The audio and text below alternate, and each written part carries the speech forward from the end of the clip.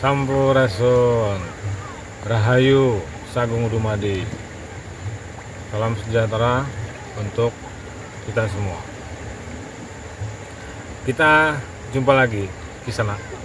Kali ini kita masih di Indonesia, tepatnya di daerah Rumpin. Ini Sungai Cisadane yang airnya senantiasa mengalir sejak dulu sampai hari ini. Kalau melihat debit airnya sepertinya belum surut, tidak seperti pemandangan di beberapa wilayah yang mungkin kawan-kawan atau saudara-saudara tahu, yang danau sudah kering, sungai sudah kering. Kalau yang di Cisadane ini kelihatannya sih masih baik-baik saja. Alhamdulillah masih terlihat indah. Terus banyak warga yang mandi, mencuci, ya, ada yang ambil air, menikmati pemandangan pagi hari. Di sebelah sana itu timur, cahaya mataharinya memantul di sungai. Sebelah sana barat. Sekarang saya mau mengajak kawan-kawan sekalian untuk mengudar rasanya sendiri, mengenali lagi kehidupannya sendiri,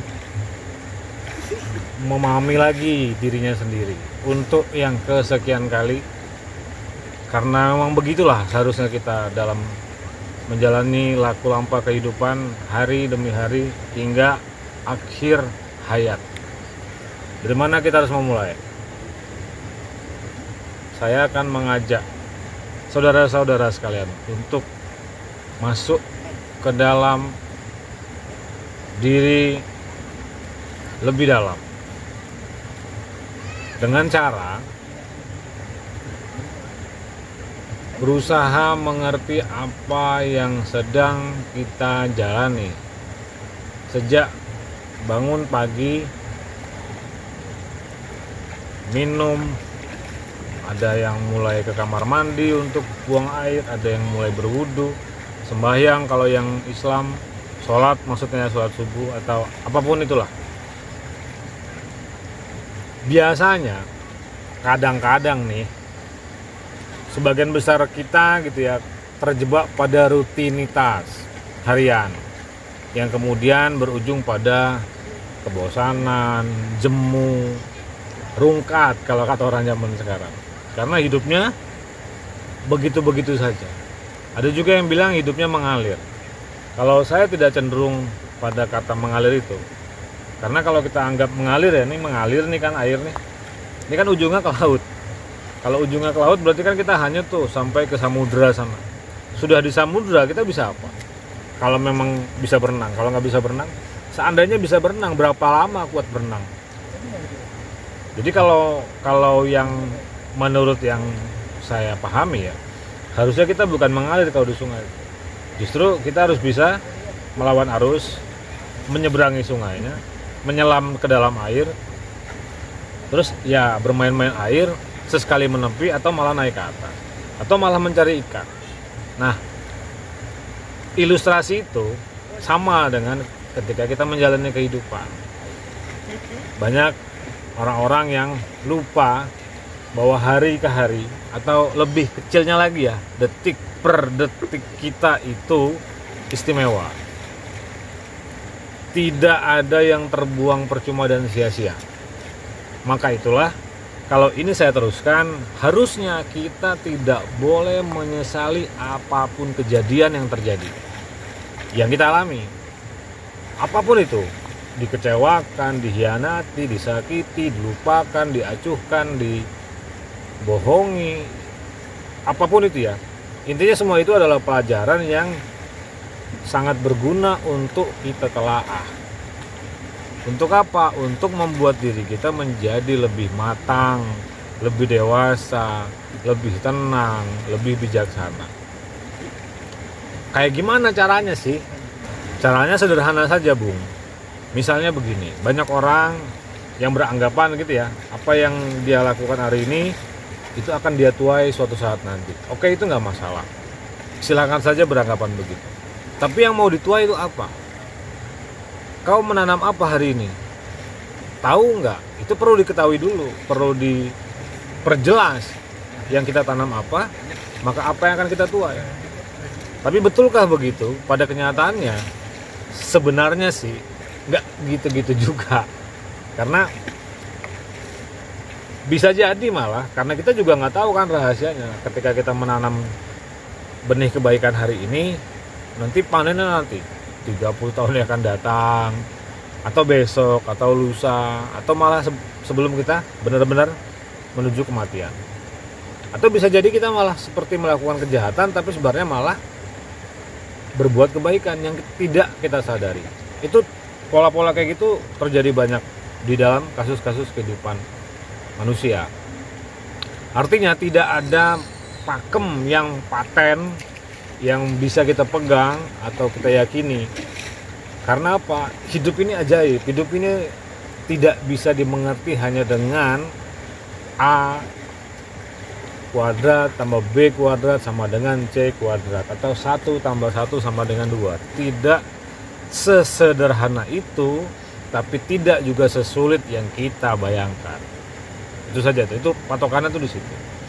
Jadi supaya kita terhindar dari kekacauan berpikir seperti tadi, karena kalau kita masih memaksa diri untuk meyakini hal yang seperti itu, ujung-ujungnya ketika kita berharap pada sesuatu yang kita harapkan berbuah seperti yang sudah dikenali orang-orang lain, ketika terjadi masa dimana kita menganggap itu adalah panen, kita malah kecewa karena ternyata yang kita panen bukan seperti yang kita harapkan. Kita kembali ke proses penalaran tadi.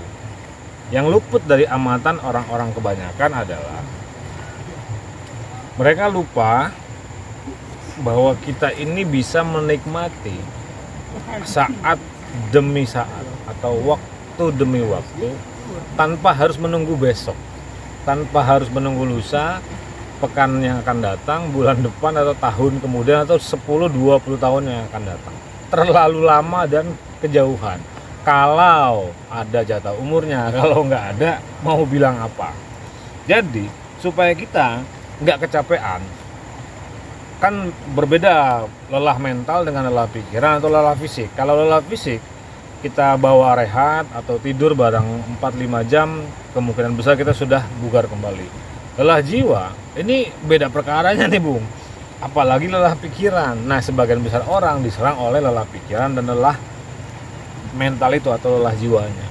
Nah, supaya kita tidak mengalami gangguan-gangguan kronis seperti itu, saya menyarankan belajarlah dari sekarang merasakan betapa halusnya kasih sayang Tuhan itu dalam kehidupan kita melalui rambatan waktu. Di dalam Islam ada hadis qudsi yang berbunyi, aku adalah waktu dan anak cucu Adam seringkali mencaci maki waktu. Berarti sama dengan itu kita sedang mencaci maki Tuhan. Kenapa Tuhan bilang aku adalah waktu? Karena dia hadir dalam perjalanan hidup kita. Bukan berarti, jangan salah paham ya, bukan berarti Tuhan itu waktu, bukan loh ya. Jadi untuk memudahkan pemahaman kita, Gusti Allah itu bilang aku adalah waktu, tanda kutip sama dengan beliau ingin memberitahu kita, jika kau ingin merasakan kehadiranku bersamamu, maka kenalilah aku dalam perjalanan kehidupanmu, detik demi detik. Saya bilangnya detik demi detik lah. Kalau itu berhasil dilakukan, kemungkinan besar niscaya kita akan berhasil menikmati, menemukan, merasakan betapa kehidupan yang kita jalani hari ini itu sudah indah, bahkan sejak awalnya. Gak usah nunggu nanti, gak usah nunggu kapan, besok kelamaan, bahkan sejak sekarang atau bahkan sebelum hari ini, terutama sejak kita dilahirkan ke dunia, itu sudah indah sejak awalnya. Buktinya apa? Buktinya kelahiran kita disambut dengan gegap gempita, dengan sukacita, dengan gembira ria oleh keluarga, orang tua, sanak semenda, siapapun itulah yang menganggap kita ini adalah calon penghuni baru dunia yang sedang mekar, sedang baru tumbuh dan kemungkinan besar akan sedang mekar dan mengalami perjalanan ruang waktu bersama manusia-manusia yang sudah lebih dulu. Uniknya ketika kita nanti pamit, kita malah ditangisi. Ada yang menangis sedih sekali, ada yang terpukul nggak selesai-selesai, ada yang menganggap kehadiran kita membawa dampak besar pada kehidupan mereka. Mana yang akan kita pilih? Kita mau menjalani model kehidupan yang kayak gimana? Mestinya kalau kita berpikirnya jernih ya, pasti kita akan memilih betapa kehadiran kita yang sebentar ini di muka bumi itu memberi dampak besar pada orang-orang di sekitar kita. Gak usah muluk-muluk untuk orang-orang yang ada di dunia ini, terlalu rumit itu. Itu udah bagian rancangan takdir yang kita nggak bisa mengerti. Itu biar Tuhan saja. Nggak usah berpikir kita harus menjadi pahlawan atau menjadi orang besar, karena sebagian besar orang besar itu juga nggak pernah terpikir untuk menjadi orang besar. Mereka juga sedang menjalani kehidupannya senormal mungkin dalam pemahaman dia. Nggak normal bagi orang yang melihatnya. Justru bagi mereka ya hidup yang dia jalani ya seperti biasa saja. Sebut siapapun itu namanya, siapapun mereka yang sudah dikenal sejarah sebagai orang besar. Sebenarnya mereka menjalani kehidupannya ya seperti biasa kita.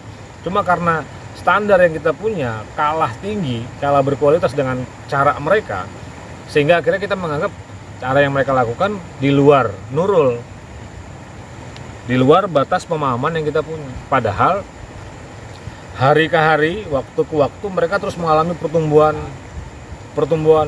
yang semakin cepat dan semakin tinggi, semakin besar. Sehingga akhirnya dampak yang terjadi adalah kehadiran mereka itu bisa mewarnai, mengembangkan, membantu orang-orang di sekitarnya, bahkan lingkungan tempat mereka tinggal itu makmur, kelihatan sejahtera, damai, bahagia, sentosa, atau apapun itulah istilah yang kita kenal untuk sesuatu yang menyenangkan.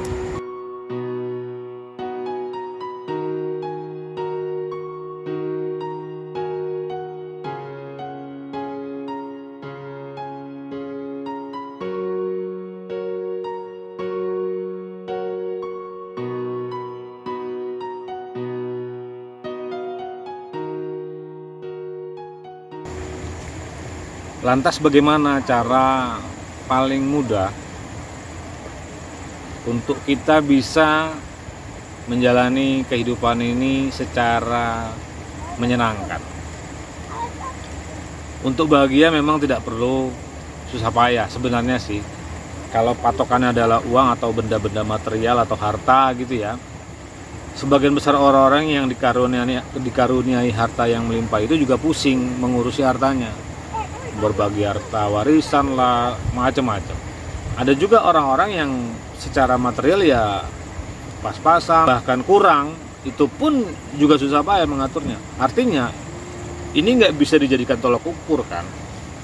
Jadi apa yang harus kita pakai? Yang harus kita pakai adalah bagaimana kita meletakkan porsi yang tepat pada apa yang kita alami.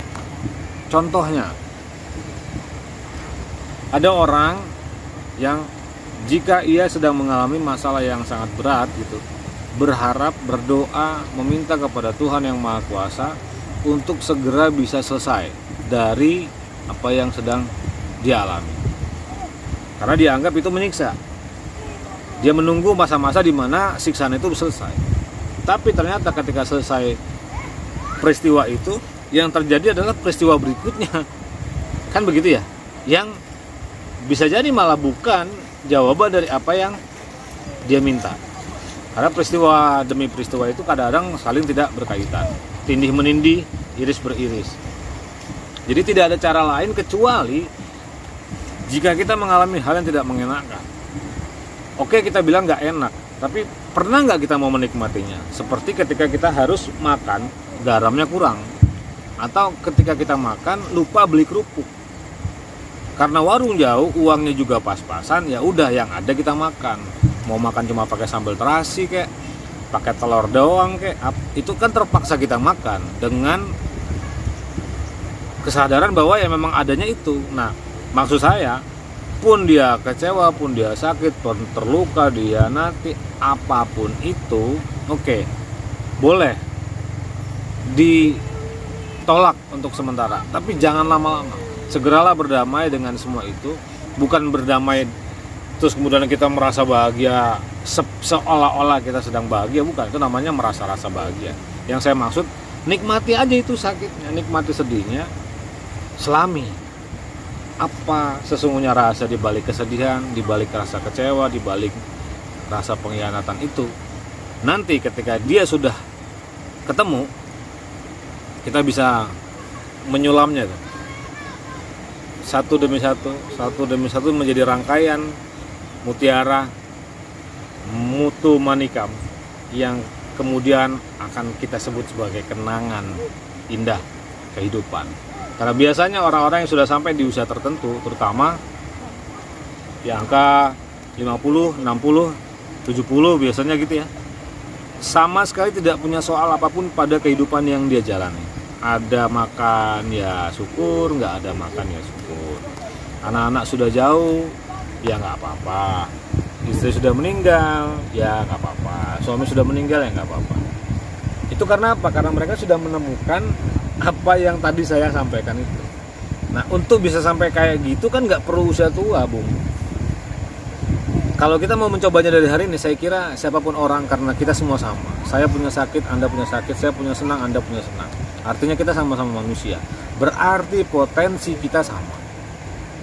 Nah, itu saja yang mau saya sampaikan di hari yang cerah dan menyenangkan ini, terutama bagi saya, karena saya berusaha menikmati hari ke hari, waktu demi waktu yang dihadiahkan Tuhan untuk saya, dan itu hanya berlangsung sebentar. Karena sangat sebentar, saya ingin menikmatinya pun dengan susah payah. Semoga apa yang saya sampaikan tidak terkesan menggurui, tidak menyindir, menghina siapapun, karena saya sedang ingin berbagi saja. Berbagi apa yang diberikan oleh Tuhan kepada saya. Sebut saja itu kebahagiaan. Semoga yang saya rasakan bisa Anda rasakan. Dan lebih tepatnya lagi, saya berharap semoga saudara-saudara sekalian yang menonton ini mau mencoba dan menerapkannya dalam kehidupan sehari-hari. Sampai jumpa di pertemuan berikutnya.